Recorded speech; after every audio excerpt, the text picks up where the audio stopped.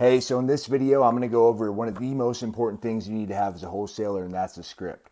Not only am I going to go over how to use the script, I'm actually going to give it to you absolutely free. Just click the link at the bottom to go ahead and get it, and you can follow along with me. Now, there's a lot of mixed opinions about scripts. Some people think they don't need them. Some people say things like, oh, hey, it makes me sound robotic. They think they're better off without it. There's so many reasons I hear people say, really they're excuses. There's so many excuses that people make on why they don't use a script or why they don't think they need one. But the truth of the matter is you fucking do, and you need a good one. So go ahead, get my script, get the syndicate script. Again, click the link below, download it. I'm gonna send it to you for free. My gift to you. Now, a script, there's a lot of misconceptions about it. A lot of people think you need to follow it verbatim, and that's why they think you sound robotic when you read it. But really, all the script is, it's a perfect outline of the perfect sale. And if you've been in sales for any amount of time, you know that every once in a while you're going to get a laydown. Now, most of them aren't going to be laydowns. Most of them you're going to have to go through the ups and the downs. You're going to have to go through the objections. You're going to have to go through, what sales is. You're going to have to go through the sales process. But all the script is, it's your perfect sales process, completely mapped out. And I have it for you here. Again, you can see the syndicate script, intro script. I'm going to go over everything.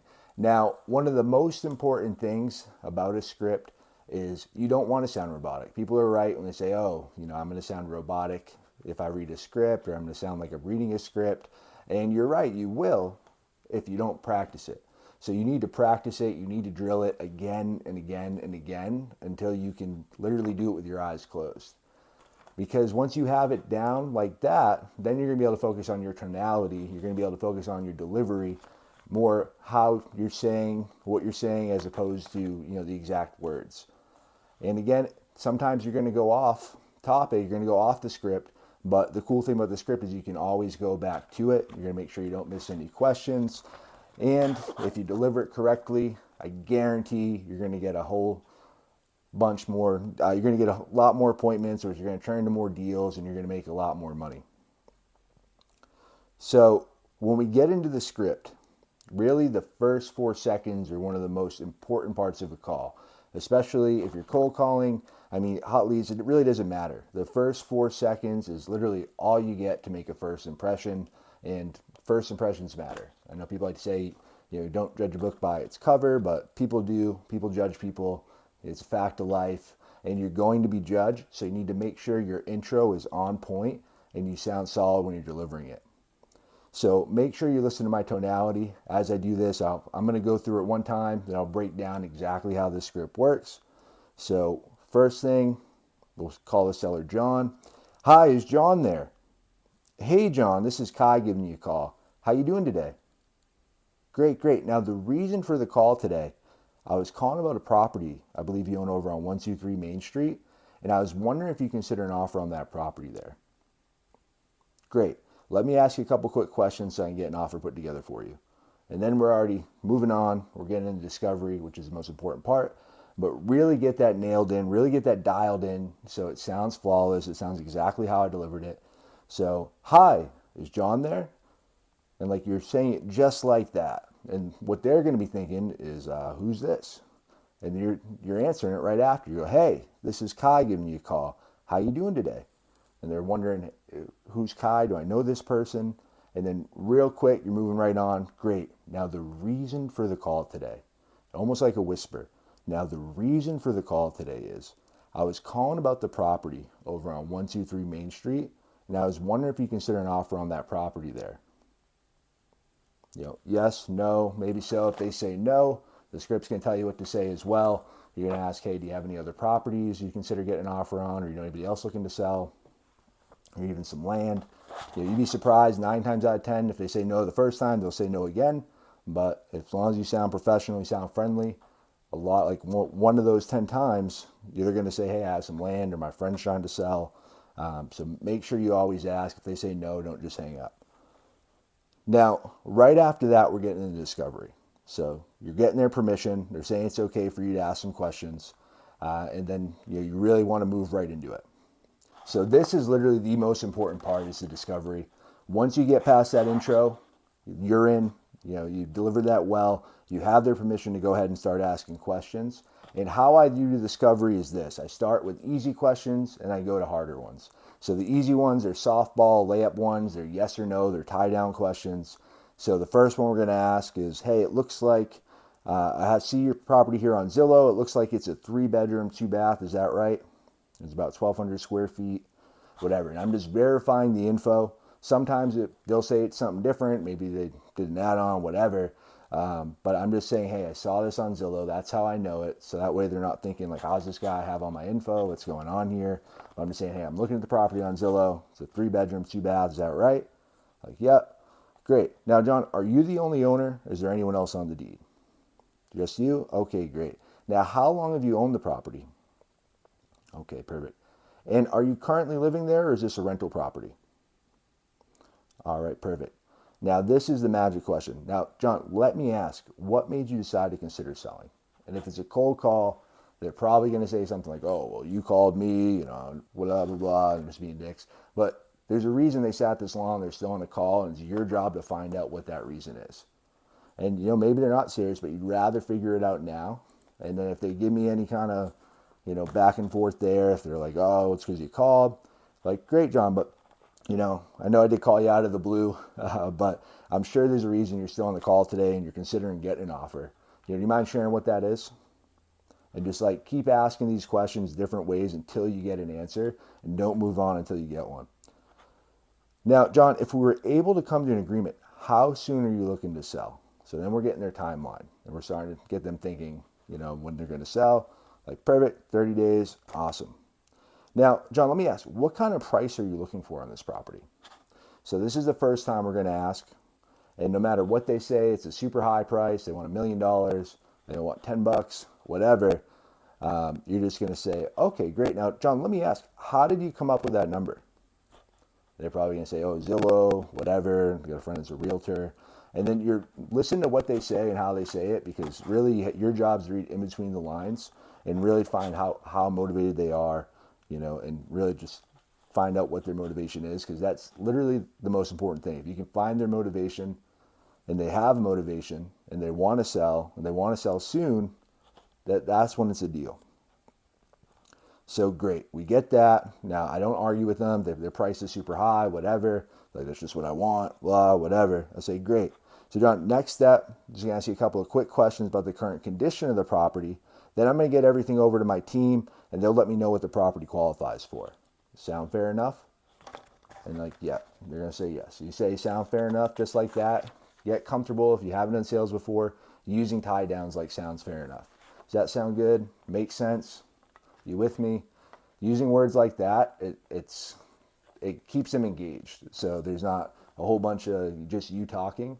Really, my goal every time I'm going through a sales call is I want to be doing 80%. I want them to be doing 80% of the talking, me doing 20%.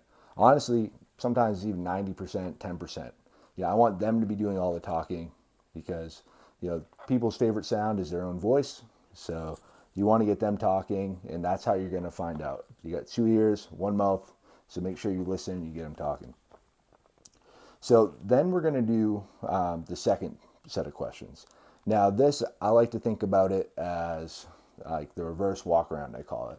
When we sold cars, we'd walk around the dealership, and someone have a car they want to trade in. We look at that car, we look at little scratches, little dings, and we look at them until they'd say what the problem was. So really, we want them to say what's going on with the property. We want them to say what's wrong with the condition, because it's so much more powerful if the customer says it, if they verbalize it. It's going to be top of mind for them, and it's so much more powerful than you saying, oh, you probably need a new kitchen. No, you probably need that. But if you can get them to say it, they're going to start thinking, hey, maybe my first price isn't so realistic. And you'll see how it all comes full circle. So we're going to go, hey, tell me a little bit more about the condition of the property. Is there anything you're aware of that needs to be fixed or updated? And 9 times out of 10, they're like, oh, no, it's good. It's pretty good. Like, okay, great.